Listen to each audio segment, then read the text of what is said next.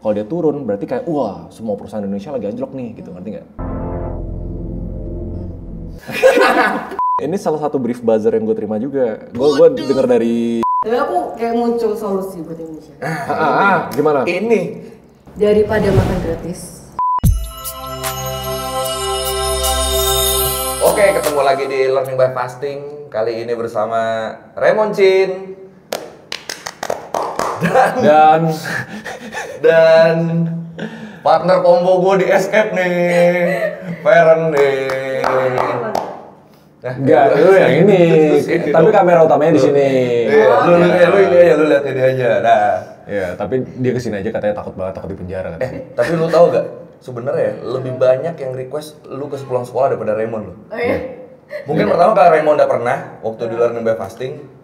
Terus emang lebih penasaran sama lu kayaknya. Iya, kan lu punya cita-cita jadi guru kan? Iya, katanya pengen ngajar di sekolah. Katanya mau masuk channel gua ngajar. Iya, kemarin udah janji loh. Walaupun katanya ngajar sekolah minggu katanya. Iya. Aduh. Jadi gua ngajak Raymond di sini dan Feren karena kan lu kan sekarang kan sangat bersuara atas isu-isu dalam negeri ya kalau gue lihat ya. Kalau dulu kan bisnis banget nih, sekarang kan mulai apa ya, gerilyawan pemberontak. Ya kan ada yang bilang apa pemerintah bayangan segala gitu-gituan. Enggak, intinya kan warga yang kritis, ya kan? Ya, intinya warga yang kritis. Nah, makanya gue pengen nanya, sebenarnya sepenglihatan lu sekarang udah kayak gimana sih di kita tuh? Apakah benar warganya kritis, negaranya juga kritis? Apa warganya doang yang kritis? Kita mulai dari yang gue nggak ngerti nih, IHSG turun aja. Gue nggak ngerti saham-sahaman soalnya. Lo ngerti tentang IHSG gak? Lu berarti ngajarin kedua orang. Iya, aku juga nggak tahu. Iya. Jadi IHSG itu namanya indeks harga saham gabungan. Jadi analogi nih perusahaan-perusahaan publik yang pilihan yang di Indonesia dikumpulin di satu tempat, nah itu indeks harganya. Oke. Jadi kalau semuanya turun jebret, IHSG-nya turun. Jadi kalau IHSG turun tuh artinya kayak semua perusahaan tuh tanda kutip lagi anjlok sahamnya. Itu perusahaan Indo. Perusahaan Indo di bursanya Indonesia, iya. Namanya kan perusahaan Indo yang masuk bursa berarti? Nggak semua. Nggak semua. Dipilih beberapa yang emang udah lolos gitu loh. Oke. Jadi yang dijadiin patokan bener untuk IHSG itu ya. Tapi itu merepresentasikan semuanya. Oke. Nah, kemarin tuh anjlok lumayan parah gitu loh. Bisa? Karena nah, ini yang mau dibahas. Menurut lo kenapa tiba-tiba nggak dikasih tahu? Loh, namanya kan bursa tuh kayak penyedia platform gitu kan. Jadi kayak anjlok tuh berarti ada yang keluarin duit nih. Orang pada jual-jualin sahamnya. Kalau orang jual saham perusahaan artinya dia udah nggak percaya sama perusahaannya. Dia pengen narik duit dia dari perusahaan Indonesia berarti kan. Simpel lagi nih, kalau kita investasi di bisnis, terus kita mau tarik duit kita, itu biasa karena apa? Butuh duit. Mungkin, benar. Itu benar. Benar. Terus, ya bisnisnya nggak doing well. Oh ya, bisnis nggak doing well. Ya kan, terus ada isu-isu ini, wah kayaknya ini nggak bisa makin bagus gitu kan. Kok kayak negaranya nggak kondusif nih. Ya, itu bayangin kalau satu bisnis aja nih, kayak not doing well. Tapi kan kalau IHSG turun, artinya rombokan nih semuanya, gerombolan semuanya tarik duit. Semuanya ngejual saham. Artinya apa? Berarti miskin ya? Bukan. Intinya mayoritas, ini simpel bahasa bayinya ya. Kalau tiba-tiba IHSG anjlok, berarti kayak mayoritas dari warga negara Indonesia atau bahkan beberapa investor luar itu udah nggak percaya. Intinya itu. Either mereka ngerasa kayak, oh ini perusahaan-perusahaannya bakal anjlok, ekonomi Indonesia bakal anjlok, atau kepercayaannya hilang, atau tiba-tiba ada isu apa, terus mereka tarik duit. Dan itu hal yang sangat amat buruk. Ngerti? Sampai sana ngerti? Itu bahasa bayi loh, lumayan tuh. Iya buruk soalnya Indonesia jadi nggak dapat pendapatan. Jadi uangnya menghilang dari Indonesia, loginya gitu. Iya, jadi nggak ada duit kan Indonesia. Tapi lebih ke sebenarnya kita mau bahas penyebabnya kan. Kok bisa turun? Itu kan yang itu kan hasilnya tuh dari anjloknya. Kenapa kok bisa investor-investor ini nggak percaya lagi buat naruh duitnya di sini? Iya. Ya. Kalau bahasa bayinya ya karena semua udah mulai nggak percaya sama Indonesia. Simpelnya gitu. Both dari warganya, dari segi ekonominya, dari korupsi, dari kebijakan, dari politik, dan waktu itu tuh trigger yang paling pas timeline itu pas rumornya Sri Mulyani mau mundur. Iya kan, itu ada rumor-rumornya waktu itu kan. Sedangkan kan waktu itu Sri Mulyani itu kan dilihat sebagai sosok yang kayak bisa dipercaya soal ekonomi. Analoginya kayak bendahara, lu tau bendahara kan? Yang ngatur-ngatur duit kan? Bendahara kelas misalnya. Ya, Kalau yang bagus kan lu bisa percaya dia bahwa oh duitnya tuh rapih gitu loh misalnya. Tiba-tiba kalau bendahara yang bagus nggak ada, itu kan bisa berantakan semuanya. Nah itu salah satu triggernya kemarin. Karena stock market atau kayak di bursa itu tuh jadi bahasa baiknya gini. Jadi ada namanya market yang efficient sama inefficient market. Kalau efisien tuh artinya semua memang berdasarkan performa perusahaannya gitu loh. Inefficient itu misalnya ada news dikit langsung anjlok, ada apa dikit. Jadi karena memang di Indonesia tuh marketnya tuh sangat amat kayak bayi. Kita tuh bayi banget IHSG kita. Perusahaan yang ada di sana itu size-nya nggak terlalu gede-gede, retail itu nggak. Jadi karena inefficient, rumor-rumor kecil atau kepercayaan publik kecil itu tuh bisa gerakin market. Iya. Makanya kalau di Indonesia bilang kayak gini, investasi saham di Indonesia tuh bener-bener nggak bisa disamain sama investasi saham misalnya di US.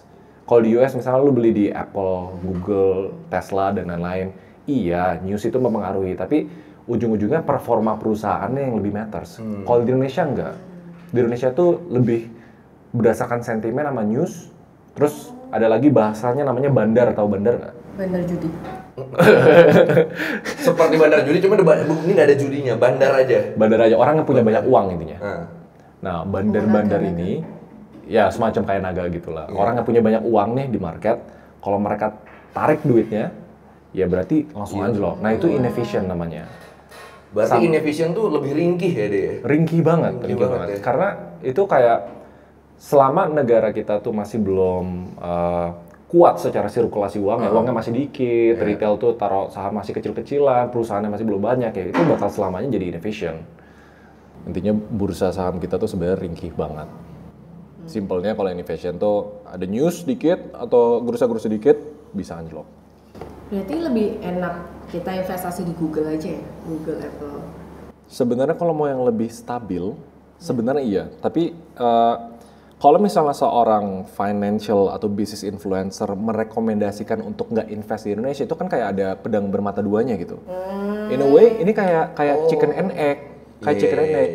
Kalau misalnya kita suruh, udahlah market kita lagi berantakan, nggak usah taruh di Indonesia. Jadi kan gue nyaranin uangnya taruh keluar kan, kayak chicken and egg. Harusnya tuh uangnya dulu yang masuk, apa marketnya dulu yang mateng. Yang benar tuh harusnya uangnya dulu yang masuk. Uangnya masuk. Iya. Tapi kalau kayak gini, Indonesia tuh jadi nggak ada duit kan? In a way. Oh jadi mereka tuh, Indonesia tuh pendapatannya dari IHSG? Bukan. Jadi IHSG itu kan kayak, ini ada mangkok nih, isinya ada permen-permen. Satu permen tuh analoginya satu perusahaan. Bagus gitu kan? Iya. Nah, ada kan permen yang bagus, permen yang udah mau expire, permen yang apa gitu-gitu. Nah, itu satu mangkok itu semuanya IHSG. Ini menggambarkan situasi perusahaan-perusahaan di Indonesia tuh kayak gimana sih gitu. Kalau dia turun berarti kayak wah, semua perusahaan Indonesia lagi anjlok nih gitu, ngerti nggak? Udah kayak tempat information deh. Iya, tapi intinya gitu. Sekarang topiknya adalah kenapa IHSG bisa anjlok kan? Ya, bahasa simpelnya mau domestik, tahu domestik nggak? Dalam negeri. Ya, mau dalam negeri atau yang luar negeri itu ngerasa Indonesia tuh lagi nggak oke sekarang. Makanya orang lagi tarik duit. Nah ini gitu. Menarik loh. Berarti kan kalau dari penjelasan lu kan sebenarnya kan ini kan cukup fatal ya. Penurunan 6-7% ini. Itu fatal banget. Sampai trading halt. Trading halt tuh analoginya saking jeleknya negara nge-decide, dah nggak boleh jual beli gitu. Iya kan sempat kayak setengah jam ditutup ya kalau nggak salah. Iya, trading halt. Oke. Nah ini menarik karena kan kalau dari pemimpin negaranya kan bilangnya kan selama pangan aman waktu itu saham turun nggak masalah. Wah ini kontradiktif nih sama gue tahu yang nih. Kita yakini nih berarti nih. Ini salah satu brief buzzer yang gue terima juga. Gue dengar dari temen gue. Dia bilang kayak gini, coba sampai narasinya. Loh ini kan saham, harga turun bukan berarti perusahaannya jelek. Misalnya harga turun bukan berarti ekonominya jelek. Sebenarnya ada benernya. Karena kan kita irasional nih marketnya, inefficient. Ya mungkin sementara doang karena newsnya jelek dan lain-lain. Tapi kalau dilihat dari segi performa perusahaan, dia bakal balik lagi ke harga normalnya. Itu narasinya mau diangkat gitu loh. Cuma kan gini, kalau kita investasi, tujuannya untuk sekarang apa untuk masa depan? Masa depan. Nah, kalau masa depan sebuah bisnis atau perusahaan, itu dinilai dari apa? Percayaannya, janji-janjinya, outlooknya. Jadi mau nggak mau gitu. Jadi karena karena investment itu berdasarkan komoditas kepercayaan. Kita harus percaya nih, semua investor di Indonesia harus percaya. Kalau percaya masa depan baru dia berani taruh duit. Kalau dia nggak percaya masa depan sebagus apapun perusahaannya, dia bakal taruh duit gak? Nah itu sebenarnya kalau mau diambungin yang namanya behavioral economics. Jadi ekonomi itu bukan cuma angka-angka, tapi lu sebagai investor, lu warga negara Indonesia sama semua investor luar itu kan pasti harus berdasarkan kepercayaan. Dilihat kedepannya Indonesia bakal lebih baik apa enggak nih. Nah sekarang konklusinya adalah tidak. Belum ada kepastian bahwa Indonesia bakal lebih baik. Orang lihat aja, pas kemarin tuh timeline-nya mirip-mirip sama RUU TNI, sama rumor Sri Mulyani, sama ya kombinasi dari semua yang happening di Indonesia. Kayak harga-harga naik semua, PPN naik berapa persen? 12. 11, jadinya 11 kan, terakhir rumornya 12. 12 kan nggak jadi tuh. Jadi kombinasi-kombinasi ini tuh orang biasanya kalau anjlok satu hari, tiba-tiba market tuh kayak, oh iya gue sadar, baru sadar gitu, kayak ada mass kesadaran, wah ini bahaya nih, tarik dulu. Tarik semua. Nah itu tuh fatal. Tapi bukannya kalau misalnya aku belajar itu, belajar dari mana? Pokoknya kalau misalnya sahamnya rendah banget nih harganya, kita beli yang banyak supaya nanti bisa naik dapat cuan. Tergantung. Analoginya misalnya lu punya apa ya, gue bakal kasih analogi ya. Misalnya sampah nih. Sampah itu biasanya kalau dibeli sama pengepul itu misalnya 1.000 perak gitu misalnya. Dia jual ke lu 500 perak, lu bakal beli nggak? Nah, aduh salah lagi analoginya. Tapi intinya murah, kalau dia nggak bakal lebih naik harganya atau lebih bagus lagi, gue tetap nggak bakal beli gitu loh, ngerti nggak? Oh, soalnya itu tetap sampah. Harga kan di bawah nih jadinya kan. Kan dari 1.000 tadi kan, dijual gope. Tapi ada kepastian nggak gope lu? Nah, ada kepastian nggak gope lu bisa dijual dengan harga 1.000? Karena nanti lu nggak percaya nih. Setelah lu beli, apakah harganya bakal naik? Apa lebih turun dari gope nih? Bisa jadi lebih turun. Ada ketakutan itunya. Ini walaupun murah nih, sekarang 1.000, lu belinya gope, tapi lu tahu, oh ini kedepannya kayaknya bakal turun lagi ke 300. Lu bakal beli nggak? Itu kan kalau negative thinking. Iya benar. Kalau misalnya kita positive thinking. Itu benar. Itu benar. Tapi kan negative thinking itu muncul dari mana? Dari analisa. Dari track record, dari lu misalnya ketemu sama orang, nih orang tak percaya atau enggak gitu. Tapi kan selama ini Indonesia nggak selalu merah terus kan? Enggak, Ya benar. kan? Jadi kita mungkin aja bisa jadi tahun depan atau 5 tahun lagi jadi hijau. Terus Sri Mulyani tiba-tiba masuk lagi ke jadi Menteri Keuangan. Ya, either way ini semua we never know. Tapi kan sentimen masyarakat publik pada umumnya, kalau lu nanya misalnya 100 orang random di Indonesia, 100 orang di Indonesia ya, kira-kira Indonesia bakal emas atau enggak? Kira-kira bakal bagus nggak nih negaranya? Ekonominya bakal ngembang nggak? Perusahaannya bakal naik nggak? Kalau 100 orang random, kira-kira mereka bakal jawab apa? Nggak usah 100 dulu deh, menurut lu yakin nggak? Yakin. Serius lu yakin? Dari apa yang bikin lu yakin? Apa yang bikin lu yakin? Apa yang bikin lu yakin? Selain demi menyelamatkan diri. Apa yang bikin lu yakin? Apa yang bikin lu yakin? Yang bikin aku yakin? Feeling aku ini cuma sementara doang sih. Menurut aku. Apa? Menurut aku Prabowo dan Gibran bisa membantu kita untuk menjadi Indonesia emas. Coba. Gua amin dulu ya. Amin. Gua juga berharap itu. Gua sih berharapnya bisa. Karena ada Danantara. Oh, lu mau bahas Danantara? Emang kenapa? Aduh udah dong, aku nggak bisa banget bahas politik. Udah, makanya kita balik lagi ke host deh, mendingan deh. Gua amin, dari situ gua amin. Cuma yang gua tanya, dari konteks IHSG aja nih, pernah gak sih separah ini penurunannya sebelumnya? Covid sih sebenarnya, Covid. Tapi ya Covid. Covid pun kan, kalau Covid kan turunnya bisa sampai berapa belas persen, kalau yang paling murah. Tapi itu lumayan drastis banget gitu loh. Sebenarnya pernah gitu loh. Cuma kalau waktu itu sangat bisa dijelaskan, iya kan? Kan waktu itu kita tahu nih bakal lockdown, kita tahu banyak banget aktivitas bisnis bakal mati dan lain-lain. Turunnya tuh bisa dijelaskan. Ya ini karena market nih. Masuknya juga force major ya kalau Covid. Iya, bisa dibilang kayak gitu kan. Jadi make sense. Benar. Nah sekarang kalau tiba-tiba turun tanpa ada stimulus yang aneh-aneh berdasarkan cuma karena rumor atau apa tuh, berarti kalau gue best bet-nya ya satu emang irasional karena dia impulsif. Lihat news-newsnya baru sadar, keluar. Atau ya satu lagi yaitu kesadaran massal bahwa ini belum tentu getting better nih dalam waktu dekat gitu. Jadi mereka ngamanin duit mereka gitu. Oke. Apa yang kita bisa lakukan sebagai warga Indonesia untuk menaikkan IHSG? Yang kita bisa lakukan? Sebenarnya kalau seluruh warga negara Indonesia ya masuk ke bursa saham. Sebenarnya kan itu mimpinya bursa saham kita dari dulu. Iya, semuanya beli. Tapi lu bisa nggak dengan hati nurani lu menyarankan seluruh warga negara Indonesia untuk beli saham-saham di IHSG dan mereka nggak rugi ke depannya? Lu bisa, kalau misalnya mereka rugi semuanya gitu. Iya. Gue sih nurani gue masih nggak serak kalau misalnya sekarang gue rekomen orang buat masuk ke bursa saham. Gue sendiri nggak mau nyentuh sekarang ya. Kecuali memang strategi itu berjangka panjang 20 tahun, lu percaya ya udah sekarang ini berantakan tapi 20 tahun lagi ini bakal beres semuanya. Ya nggak apa-apa lu beli sekarang gitu, simple. Menurut kalian orang-orang pemerintah sama DPR gitu dia invest ke IHSG nggak ya? Setahu gua tuh ada kewajibannya deh. Oh ya? Ada anjurannya setahu gua. Emang ada anjurannya? Bukan aturan ya, tapi anjuran setahu gua ada. Jadi kayak mereka bukan diwajibkan tapi didorong. Iya, didorong. Iya kayak tunjukin lah. Didorongnya dikit kok, nggak sampai dipaksa kok. Iya. Ayo kan anjuran doang nih. Ayo. Oh ya? Iya. Kamu kok bisa tahu? Tapi intinya gini ya, ini gue pakai bahasa Bayi lagi. IHSG kan, bahasa Bayinya apa ya? Dia tuh lagging indikator sebenarnya menurut gue. Dia merepresentasikan ekonomi Indonesia as a whole, tapi yang di depan itu tuh kayak warga kita punya pekerjaan atau enggak, middle class kita naik atau enggak, kaum menengah kita tuh mati loh. Selama 5 tahun terakhir tuh berapa puluh juta yang hilang dari kaum menengah. Mati. Bukan. Dari mereka dari kelas menengah, akhirnya mereka turun ke bawah. Mati itu maksudnya itu bukan tewas semua. Lo tahu? Jadi miskin. Iya. Jadi kalangan rendah lagi yang gitu. Tadinya menengah jadi rendah. Iya.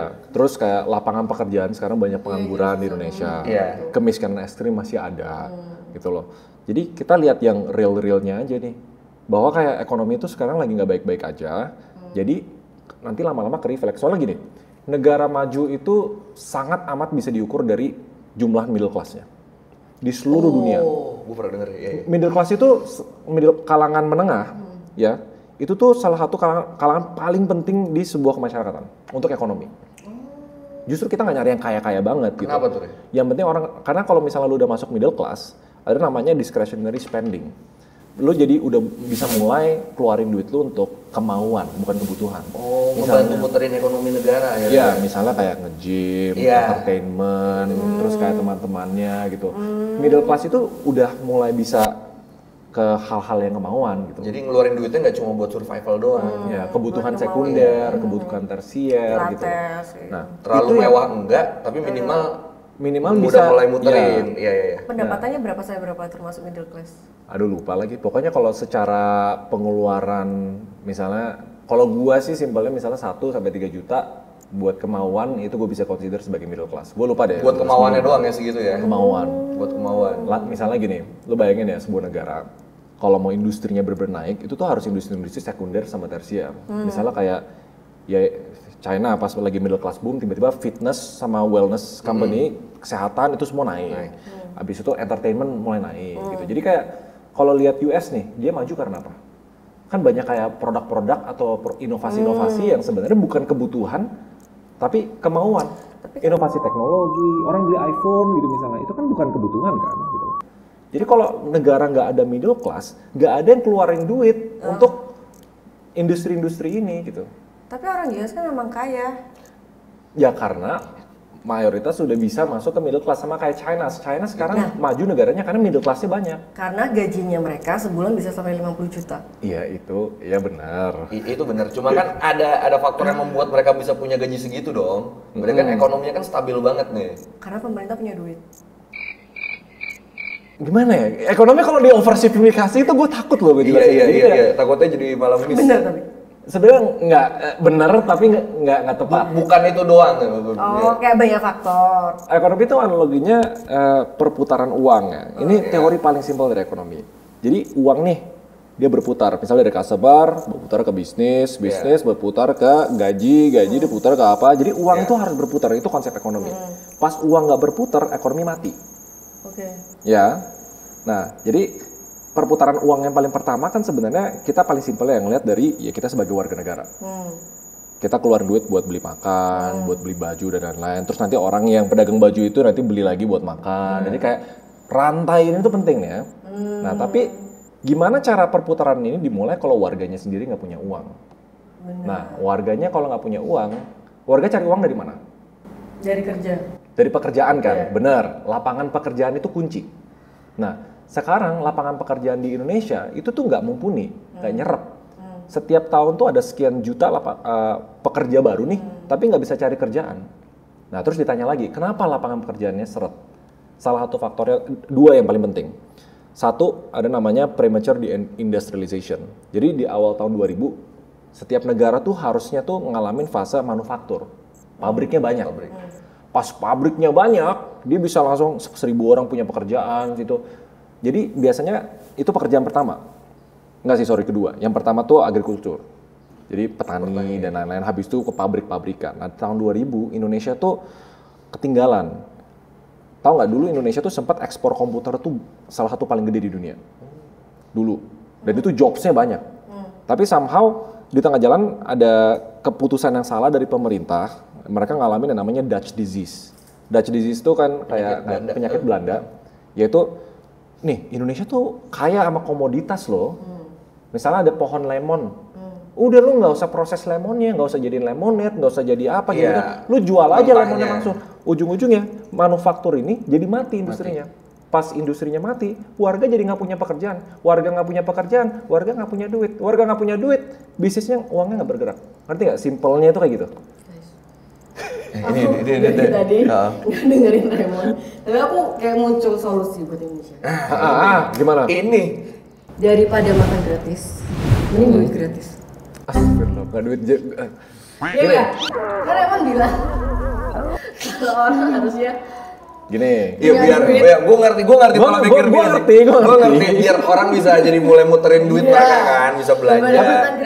Cuma itu kan udah ada, namanya dulu BLT. Iya, bansos gitu. Cuma pada akhirnya kan banyak aja.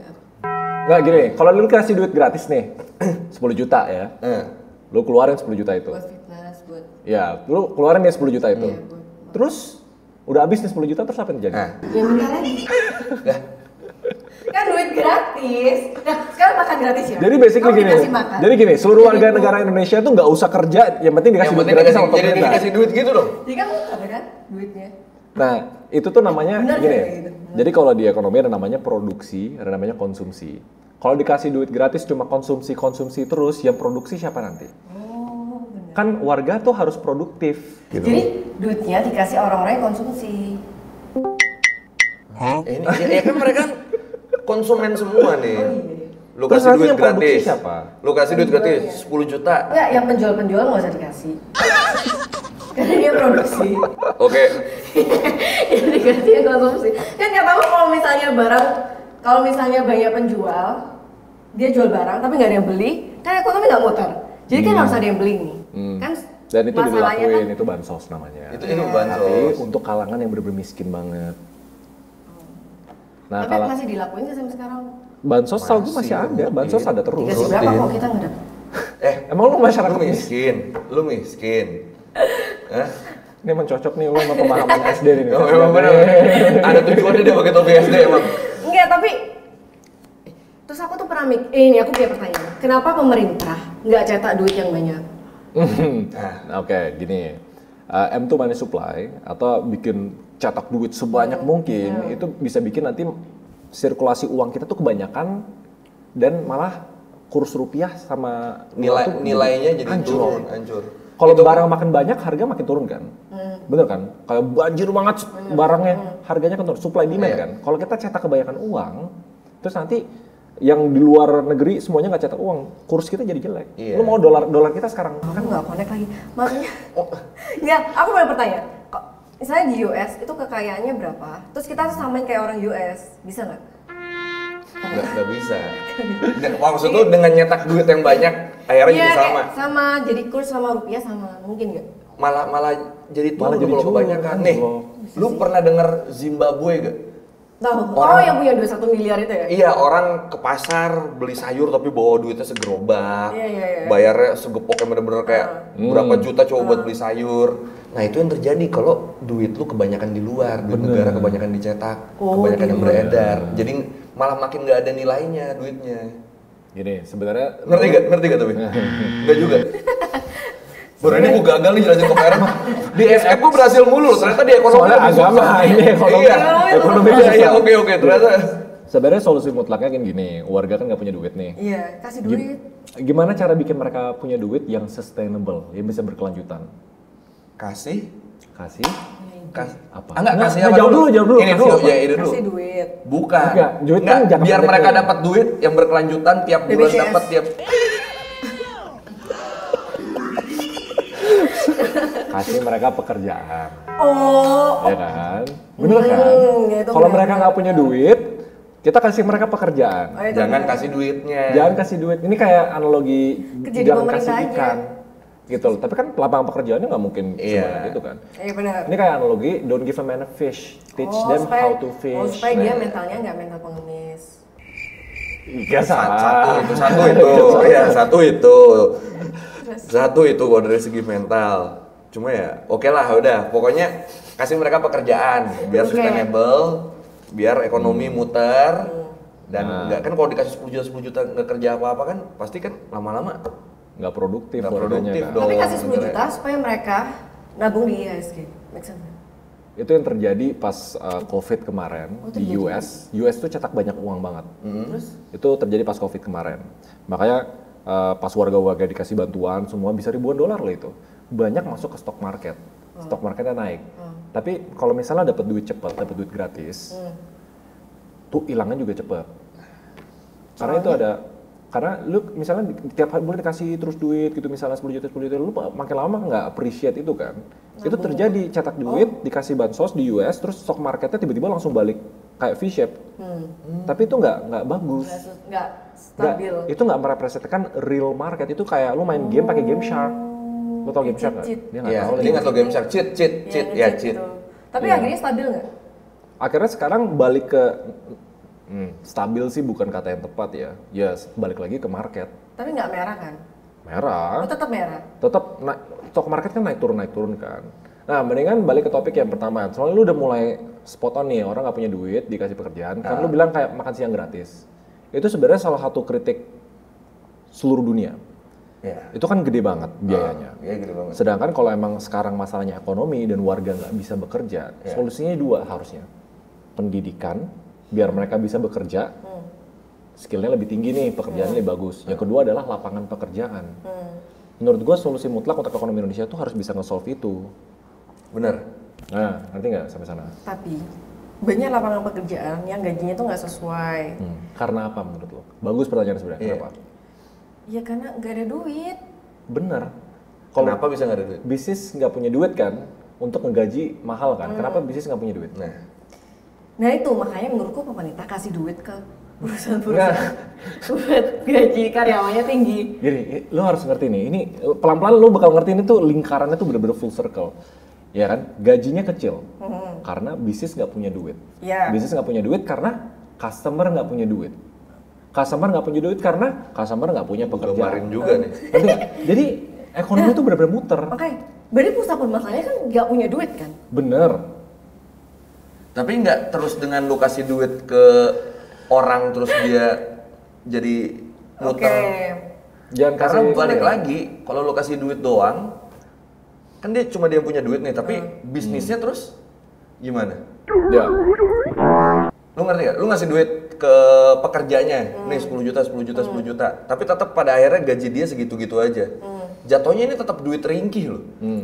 Sama, gini ya, pemerintah. Ringkih tuh mubazir. Apa ya ringkih tuh ya? Bukan mubazir. Simpelnya gini aja deh, gue ada jawaban mutlak buat dia. Fragile. Fragile. Solusi lo adalah pemerintah ngasih duit kan, pemerintah nggak punya duit. Nah udah itu aja. Nah itu aja dah. Itu aja. Cetak duit. Kan udah dibilang kalau cetak nanti kayak di Zimbabwe. Iya. Gini, gini, nggak punya duit kan? Butuh berapa? Waduh. Lo tau gak, kita hutang negara tuh udah puluhan triliun, lo tau kan? Gede banget hutangnya udah. Makanya kita nggak punya duit. Nggak dihituin dengan cara cetak duit, terus nutupin utangnya. Terus ya udah hidup bahagia. Kalau cetak duit, nanti kayak Zimbabwe. Itu contoh paling nyata tuh Zimbabwe tuh. Jadi menurutmu negara yang sehat tuh negara yang punya utang? Hutang itu bukan berarti nggak sehat. Hutang terlalu banyak itu nggak sehat. Tidak sehat. Oke, hutangnya Indonesia sehat nggak? Kebanyakan. Menurut gue udah mulai ke arah nggak sehat. Nah, ya udah kayak ditutupin bentar. Dengan cara? Berarti kan gali lubang, tutup lubang terus dong. Pertama, lu mau kasih duit ke warga kan? Pemerintah nggak punya duit, ini beban fiskalnya udah gede banget. Enggak, dia kan solusinya kan cetak uang yang banyak, terus uang itu dipakai buat bayar utang. Iya, tapi nggak usah dikasihin orang Indo, bayar utang doang.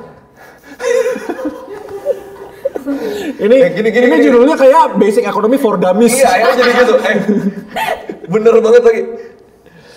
Kita ngutang dalam bentuk US dollar, bukan dalam bentuk rupiah, itu pertama. Tapi kan kita bisa beli dolar kan di bandara. Iya, nih. Lu cetak banyak nih. Iya. Kan ada tadi nilainya jadi turun. Iya. Nah itu kok bisa sih? Kok bisa turun sih? Misalnya kalau nih ya, lu terakhir beli barang apa? Aku terakhir beli kamera. Makan. Beli makan apa? Buah kan. Nah, apel kan. Nah, misalnya apel sekarang di Indonesia misalnya ada 100 nih. Oke. Ya kan? Tiba-tiba apel ini ada 1 juta di Indonesia. Tiba-tiba banyak banget. Harganya bakal turun nggak? Beli banyak banget harganya turun. Karena kan supply-nya banyak kan. Jadi kayak ngerti nggak? Supply-nya banyak tapi pembelinya segitu. Misalnya apelnya ada 100 nih, supply demand ya. Ini udah masuk supply and demand nih, gue udah ngomong. Simpel nih. Apel ada 100. Apel 100. Pembeli ada 100. Pembeli 100. Ya, satu orang beli satu apel harganya 10.000, bener kan? Nah, pembelinya tetap 100 nih, tapi apelnya ada 1 juta. Harga apelnya pasti turun dong, karena namanya orang dagang jualan barangnya banyak, tapi pembelinya cuma segini. Oke. Itu konsep supply demand namanya. Bener nggak? Harga apelnya turun dong berarti? Kenapa nggak cari pembeli yang banyak aja? Nggak, karena pembelinya segitu doang. Karena orang Indonesia udah punya duit. mentok segitu Ya, mentok. Karena Indonesia. Buy one get one. Ya, turun dong berarti harga apelnya kan? Oh iya, benar. Bener kan? Jadi rumus supply demand gitu. Kalau misalnya supply-nya kebanyakan, demand-nya kedikitan, jadi kayak harganya turun. Nah, itu sama kayak cetak uang. Uangnya jadi banyak gitu loh. Nilai uangnya jadi turun. Jadi kayak Zimbabwe. Kayak beli apel harganya berapa miliar gitu misalnya. Ngerti nggak? Oke, daripada ini diprotes muter-muter terus. Jujur aku masih belum paham. Itu gue udah bayi banget loh. Tapi itu bayi banget Itu supply demand. Itu supply demand itu udah paling basic. Uang itu kan nggak diperjualbelikan, itu pertama. Loh, uang itu nilai tukar. Iya, buat benar. bertukar kan.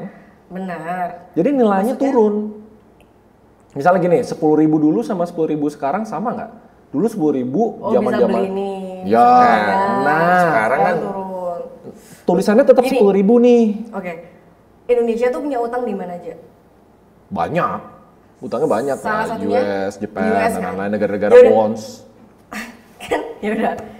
Kita cetak uang, bisa buat US dollar. Pas dicetak, nilai uang kita turun. Ngerti nggak? Siapa yang nentuin turun? Nggak usah diturunin. Bisa Supply demand. ada hukum dasarnya, bukan nentuin nih. Dengan makin banyak kayak uangnya, makin itu banyak kayak hukum nih kan. alam atau hukum mutlak? Hukum supply demand intinya hukum ekonomi. Ada namanya, itu basic ekonomi banget supply demand. Hukum pemerintah atau hukum Bukan hukum pemerintah, hukum alam. ekonomi secara keseluruhan. Ya. alam? Gini, kalau hukum alam itu kan nggak bisa diganggu gugat nih. Tapi kalau hukum pemerintah, Bukan, yang pasti bukan hukum. Itu bukan pemerintah yang menetapkan. Siapa yang menetapkan? Itu emang market yang menetapkan. Iya, Jadi emang ekonomi seperti itu. Kayak dagang lah, Nggak, kayak lu berdagang. kayak kita cetak ini dengerin penjelasan gue dulu. Oke. Kita cetak uang ya. Kita misalnya utang di US $200.000. Udah kita cetak uang rupiah $200.000. Yaudah uangnya jangan dibawa kemana-mana, kita bawa ke tempat tukar $200.000. Iya. Money changer di bandara. Ke money changer $200.000. Yaudah langsung kirim ke US terus. Hutang kita triliunan lebih. Yaudah kita cetak lagi. Berapa? Kan tadi ada itu.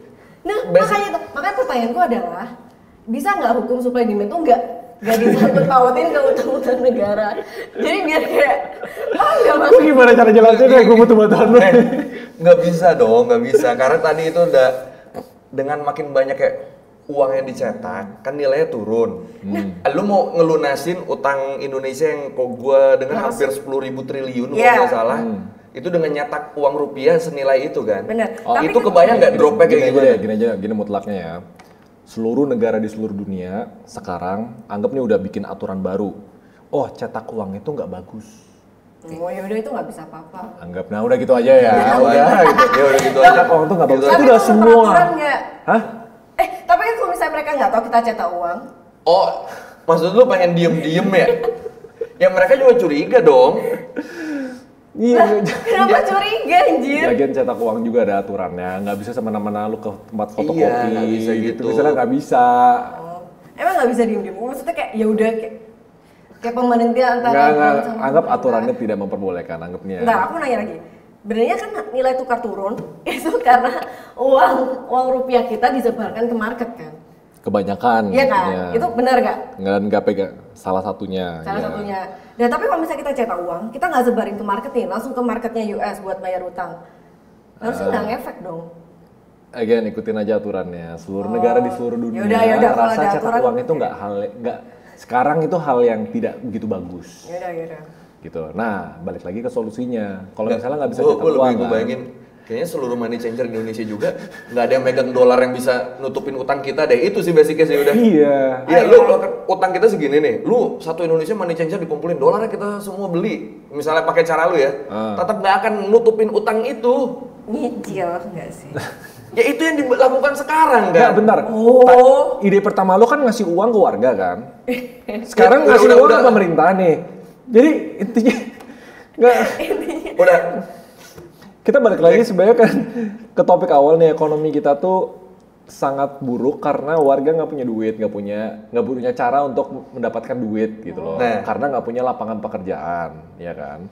Berarti solusinya tuh tadi sebenarnya lu udah tepat. Kalau menurut gua nih, daripada makan siang gratis, mendingan alokasinya dipakai untuk either pendidikan atau untuk membuka lapangan pekerjaan. Itu. Karena ini ya soalnya gini nih, ada namanya bonus demografi sekarang. Warga-warga Indonesia tuh sekarang lagi produktif semua umurnya nih. Mereka bisa kerja, mereka mau kerja, tapi nggak ada lapangan pekerjaan. ya. Nah, kalau kita kelewatan jendela ini dalam 10 tahun ke depan, Mereka keburu tua. pas tua dan kita punya lapangan pekerjaan, mereka nggak bisa kerja, ekonomi kita jadi nggak gerak gitu loh. Akhirnya buat ngegerakinnya ngambil dari luar, ntar. Benernya yang dibahas yang kemarin tuh, benernya kalau misalnya di luar negeri, di Singapura dan lain-lain, kayak pelayannya itu bisa sampai umur 50-60 tahun. Dan di Indonesia tuh nggak ada yang kayak gitu. Ada. Kayak, Nggak dipancing sama pemerintah. Again, Singapura, China, Jepang itu kan negara yang warga-warganya tuh udah mulai tua. Iya. Jadi di sana kan pemerintahnya lebih pintar ya daripada kita. Dia bikin kayak program. Program lansia bisa bekerja di sini, sini. Jadi pemerintah tuh turun tangan untuk membuat warga-warga ini tetap bisa produktif. Nah, kita nggak ada nih, lapangan pekerjaannya nggak ada. Dan ini faktor gedenya di politik. Ya, itu gue mau masuk ke situ. Nih, pendidikan itu salah satu anggaran yang paling gede. 20% dari APBN itu minimum. 600 triliun tahun ini, kalau nggak salah hampir 700 triliun. Lu bayangin kalau punya uang 700 triliun. Harusnya tuh uangnya cukup untuk mengubah sistem pendidikan di Indonesia. Problemnya, dan anggap ada uang nih. Sekarang problemnya udah bukan uangnya doang. Becus nggak jalanin kelola ini 600 triliun kok sistem edukasi masih kayak gini? Karena orang-orangnya yang ngejalanin kebijakan itu tuh nggak becus. Iya. Jadi problem kita tuh, ini kalau bahasa kerennya problemnya struktural. Nah, Jadi nggak bisa kayak satu solusi. Karena ini udah merembet di mana-mana. Orang yang nggak becus, ini nggak becus, timeline-nya pendek gitu. apa solusinya? Kasih beasiswa gratis. Udah dilakuin, LPDP. Ada kan programnya kan? LPDP keluar. Luar negeri. LPDP kan?